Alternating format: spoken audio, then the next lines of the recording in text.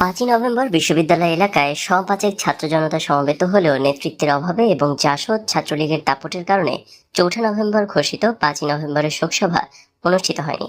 দেশের সর্বশেষ রাজনৈতিক পরিস্থিতি সম্পর্কে অস্পষ্টতা এবং আতঙ্ক নিয়ে বিক্ষিপ্ত কথাবার্তা আর মিছিলের চেষ্টার মধ্যে দিয়ে 5ই নভেম্বর দিন শেষ হয়ে গেলে সন্ধ্যায় আমরা পুরান ঢাকায় ফিরে আসি এবং সরকারি কবি নজরুল কলেজের শহীদ শামসুল আলম ছাত্রাবাসের ছাত্রদের নিয়ে ছাত্র সভা করি। পরদিন 6 নভেম্বর সকালে পুরান ঢাকা থেকে যথারীতি আমরা 10-11 জন মিছিল নিয়ে আবারও ঢাকা বিশ্ববিদ্যালয়ে সমবেত হলে খন্দকার মোশতাক আহমেদকে রাষ্ট্রপতি পদ থেকে সরিয়ে সুপ্রিম কোর্টের প্রধান বিচারপতি আবু শাহাদাত মোহাম্মদ সায়েমকে রাষ্ট্রপতি করা, পার্লামেন্ট ভেঙে দেয়া, সামরিক আইন জারি করা এবং সেনাবাহিনী প্রধান হিসেবে মেজর জেনারেল খালেদ মোশাররফের প্রধান সামরিক আইন প্রশাসক হওয়া সহ ইত্যাদি বিষয় সম্পর্কে বিস্তারিত শোনা যায়। এবং এই দিনেও আমাদের মিছিল ও আলোচনার কোনো আনুষ্ঠানিকতা ছিল না, সবাই ছিল বিক্ষিপ্ত এবং বিচ্ছিন্ন। সন্ধ্যা নাগাদ আমরা পুরাতন শহরে ফিরে আসি। নেতৃত্বের কোথাও কেউ নেই, সব কেমন যেন শূন্য ও ফাঁকা। দেশে আরো সাংঘাতিক বড় ধরনের কি যেন হতে যাচ্ছে তা অনুভব করা যায়, উপলব্ধি করা যায়, কিন্তু পরিষ্কার বোঝা যায় না। আওয়ামী লীগের বাকশালী নেতারা সব কে যে কি করছে বা কোথায় পালিয়ে গেছে তাও বোঝা যায় না।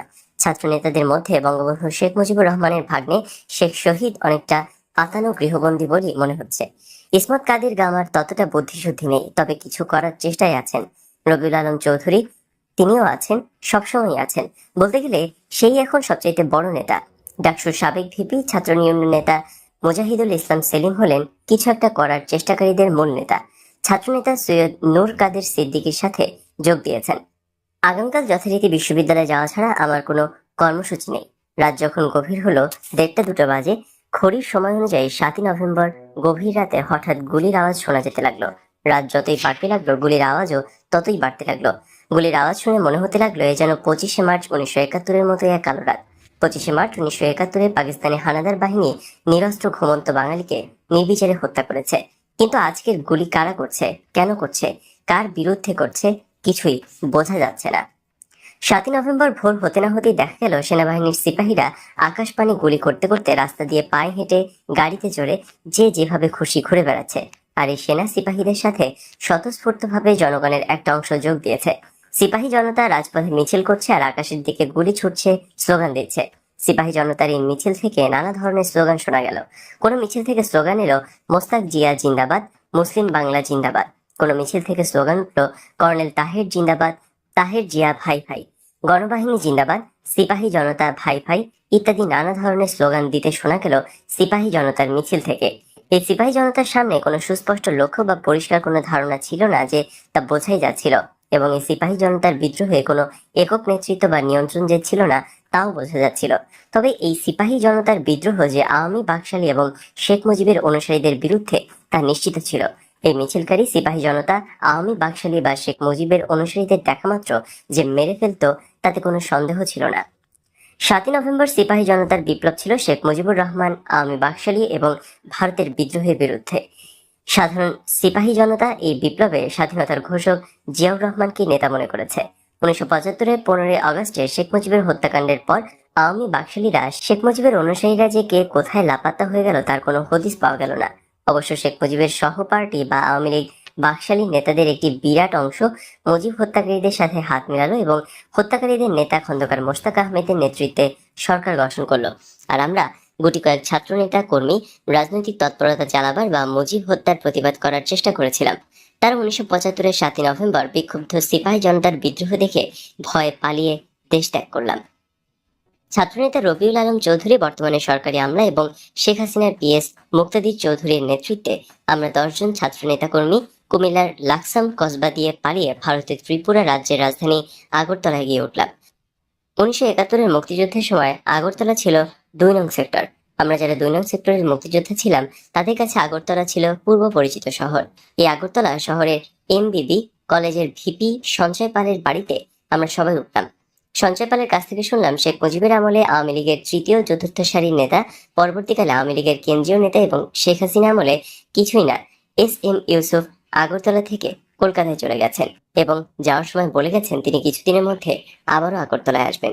অন্যদিকে সাবেক ডাকসুর ভিপি, বর্তমানে কমিউনিস্ট পার্টির সাধারণ সম্পাদক মুজাহিদুল ইসলাম সেলিম, সাবেক মুজিব বাহিনী নেতা, আওয়ামী যুবলীগের সাবেক চেয়ারম্যান, বর্তমানে গণফোরামের কেন্দ্রীয় নেতা মোস্তফা মহসিন মন্টু, সাবেক ছাত্রনেতা, পরবর্তীকালে আওয়ামী লীগের কেন্দ্রীয় নেতা, জাতীয় শ্রমিক লীগের সভাপতি, বর্তমানে জাতীয় পার্টির প্রাক্তন এমপি মোহাম্মদ শাহ আবু জাফর, সাবেক ছাত্রনেতা ইসমত কাদির কামা, শেখ মুজিবের মন্ত্রী মোল্লা জালালের ছেলে, সাবেক ছাত্রনেতা রুমি, কবি নজরুল সরকারি কলেজের তুখোর ছাত্রনেতা, সৎ ও প্রতিবাদী ব্যক্তিত্ব, বিএনপি সরকার কর্তৃক মনোনীত ৭৯ নং ওয়ার্ড চেয়ারম্যান, সভাপতি জননেতা মোহাম্মদ ফরিদ উদ্দিন, প্রধানমন্ত্রী শেখ হাসিনার তথ্য প্রতিমন্ত্রী আবু সাইদ, রাজনৈতিক উপদেষ্টা ডক্টর এস মালেক সহ তিনেক নেতাকর্মী পশ্চিমবাংলার রাজধানী কলকাতায় পালিয়ে যায়।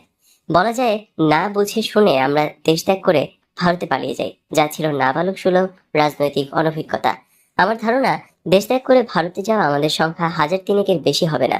তবে দেশ থেকে পালিয়ে যাওয়া, ভারতের বিভিন্ন জায়গায় আশ্রয় নেওয়া ১,০০০ নেতাকর্মীর উদ্দেশ্য ছিল একটাই, আর সেই উদ্দেশ্য হচ্ছে ভারত সরকারের কাছ থেকে সাহায্য সহযোগিতা নিয়ে ১৯৭১-এর মুক্তিযুদ্ধের মতো রাজনৈতিক এবং সামরিক তৎপরতা চালানো। কিন্তু ভারতের প্রধানমন্ত্রী ইন্দিরা গান্ধী আমাদের সরকারকে সাহায্য করা তো দূরে থাক, পাত্তাই দেয়নি।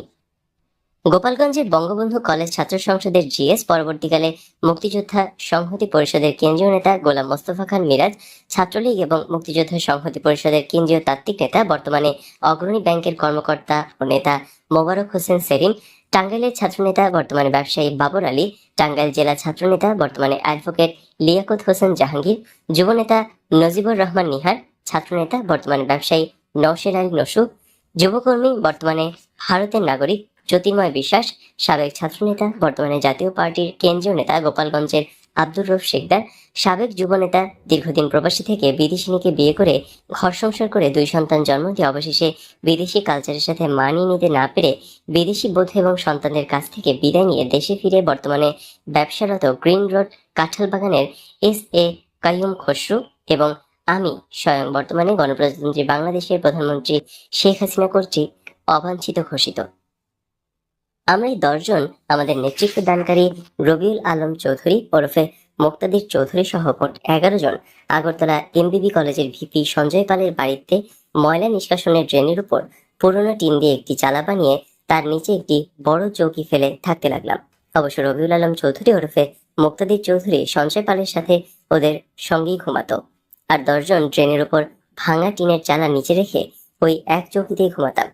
একজনের পাশে একজন করে 9 জন পাশাপাশি ঘুমাতো, আর আমি ঘুমাতাম সকলের পায়ের ধারে, কারণ পাশাপাশি 10 জনের জায়গায় ওই চৌকিতে হতো না, তাই আমি সকলের পায়ের ধারে যে জায়গা সেখানেই ঘুমাতাম।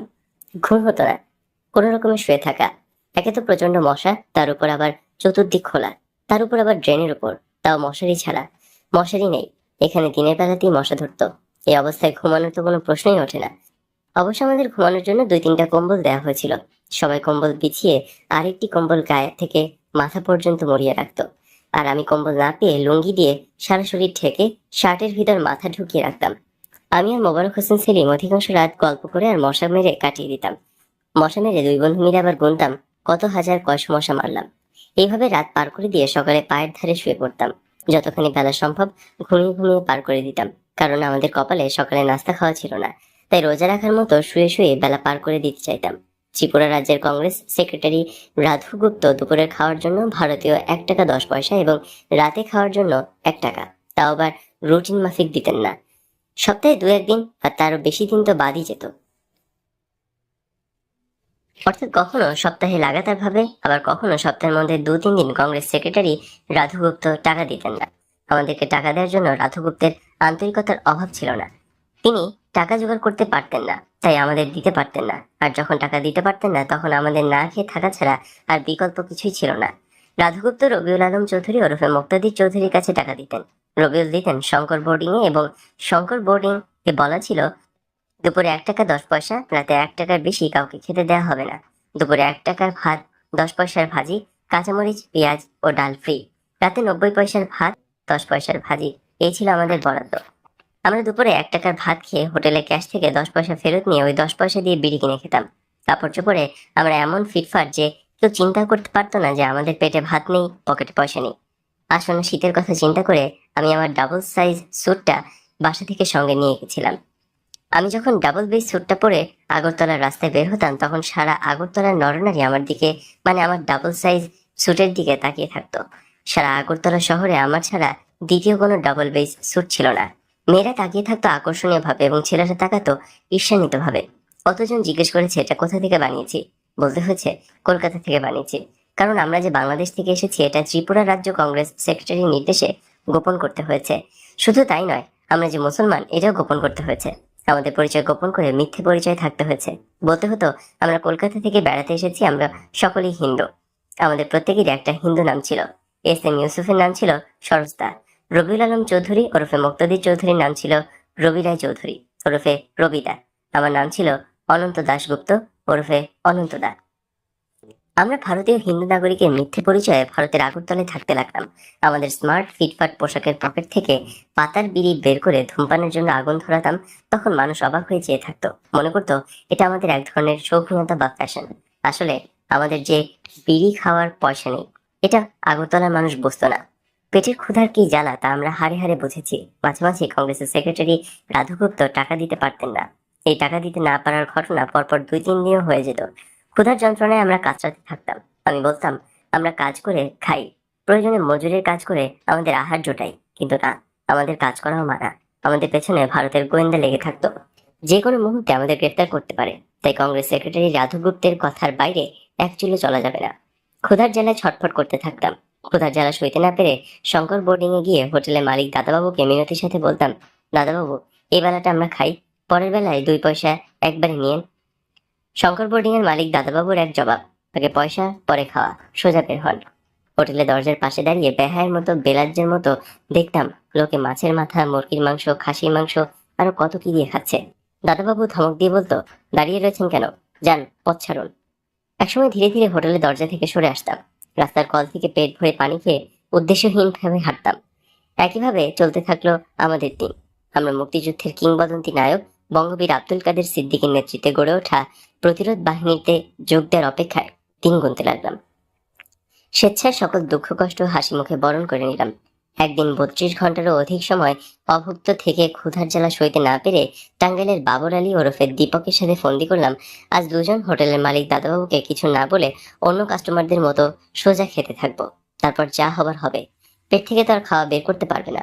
ফন্দি মতো দুজন সোজা শঙ্কর বোর্ডিং এ খাওয়ার টেবিলে বসে পড়লাম। হোটেলের প্রথম বয় যথারীতি আমাদের সামনে কাঁসার থালা দিয়ে গেল। দ্বিতীয় বয় গরম পানি দিয়ে আমাদের হাত এবং থালা ধুয়ে দিয়ে গেল। তৃতীয় বয় বালতি করে ভাত আর বাটি নিয়ে আমাদের সামনে এসে বালতি থেকে বাটি মেপে আমাদের থালায় যেই ভাত দিতে যাবে অমনি দাদাবাবুর হাত, এই পয়সা কই? আমি বললাম রবিদা নিয়ে আসছে। দাদাবাবু হাত দিয়ে ইশারা করলো, বয় চলে গেল। সব কাস্টমার খাচ্ছে, আমরা 2 বন্ধু খালি থালা নিয়ে সামনে বসে আছি। সবাই খাচ্ছে, আমরা চেয়ে চেয়ে দেখছি, তাও আবার সামনে খালি থালা নিয়ে। এইভাবে কতক্ষণ ছিলাম জানি না। আমরা তো জানি রবিদা আসবে না, তারপরও রবিদা এখনো আসছে না কেন? চলো তো গিয়ে দেখি, বলতে বলতে একসময় দুজনে হোটেল থেকে বেরিয়ে এলাম। তখন দুপুরবেলা আমরা যেখানে থাকি সেই পাড়ার এক বাড়িতে ডেকোরেশন হচ্ছে। জিজ্ঞেস করলাম, দাদা এখানে কি হবে? তিনি উত্তর দিলেন, সন্ধ্যায় কীর্তন হবে। শুনে আমরা তো মহা খুশি। কীর্তন হবে মানে কীর্তনের প্রসাদ হিসেবে নিশ্চয়ই খিচুড়ি খাওয়াবে। বেজায় আনন্দ নিয়ে দুজন ঘুরে বেড়াচ্ছি। কখন সন্ধ্যা হবে, কখন কীর্তন হবে, কখন আমরা খিচুড়ি খাবো। দুজনে যুক্তি করেছি আমরা আগে খাবো, তারপর অন্য বন্ধুদের খবর দেবো, নইলে আবার কোনো ভেজাল বেঁধে যায়। রবিদা যদি আবার কীর্তনে আসা খিচুড়ি খাওয়া নিয়ে আমাদের নিষিদ্ধ করে, তাই ঠিক করলাম আমাদের খাওয়ার আগে কাউকে জানাবোই না। সন্ধ্যার আগেই আমরা 2 বন্ধু এসে হাজির হলাম। তখনও কেউ আসেনি। বাড়ির বাইরের লোকদের মধ্যে আমরাই সবার আগে এসেছি। বাড়ির গৃহকর্তা ইশারায় সামনে বিছানো হোগলায় বসতে বললেন। আমরা বসে পড়লাম। আমরা কোনো কথা বলছি না। কীর্তন শুরু হলো। হরে রাম হরে রাম হরে কৃষ্ণ। কীর্তন শেষে গৃহকর্ত্রী মা আমাদের বিশেষ যত্ন সহকারে প্রসাদ মানে খিচুড়ি খাওয়ালেন। আমরা খুব খেলাম। যত দিলেন ততই খেলাম, নিষেধ করলাম না। যে যত্ন করে খাওয়ালেন, মনে মনে ভয় পেলাম যদি টের পাই আমরা মুসলমান, তাহলে আর দেহে প্রাণ থাকবে না। দেহটাও থাকে কিনা সন্দেহ। সবাইকে খবরটা দিলাম। পড়ি কি মরি করে দৌড়ে গেল সবাই। পরদিন দুপুরে পুকুর পাড়ে গেলাম চান করতে। চান মানে গোসল। আমরা সবাই হিন্দু, তাই গোসলকে চান বলতে হচ্ছে, পানিকে জল বলতে হচ্ছে। এর কোনো ভুলভ্রান্তি হলে সর্বনাশ, উপায় থাকবে না। শান বাঁধানো পুকুর। পুকুর পাড়ে বসে আছেন সেই গৃহকর্তা। আমাদের দেখে জিজ্ঞেস করলেন, গতকাল প্রসাদ খেয়েছিলে? আমরা বললাম, জি খেয়েছি। ব্যাস, গৃহকর্তার চেহারা পরিবর্তন হয়ে গেল। বার কয়েক আমাদের দিকে সন্দেহের দৃষ্টিতে তাকালেন, তারপর দ্রুত চলে গেলেন। আমি ভয় পেলাম। মনে মনে খুঁজতে লাগলাম কি ত্রুটি হলো, কিন্তু কোনো ত্রুটি তো খুঁজে পেলাম না। আমরা তাড়াতাড়ি চলে এলাম, ওই রাস্তায় আর গেলাম না, কাউকে কিছু বললামও না। আমাদের মধ্যে যে সত্যিকার হিন্দু বন্ধু ছিল জ্যোতির্ম, ওকে একদিন ঘটনাটা বলে জ্যোতির্ময় বলল, বেঁচে গেছিস, ধরা পড়ে গিয়েছিলি, তোরা হিন্দু না। আমরা বললাম কিভাবে? ওই যে খেয়েছিস বলেছিস, তাহলে কি বলতে হবে? বলতে হবে আজ্ঞে খেয়েছি। জি বলা যাবে না, জির স্থলে আজ্ঞে বলতে হবে। জি বলে মুসলমানরা।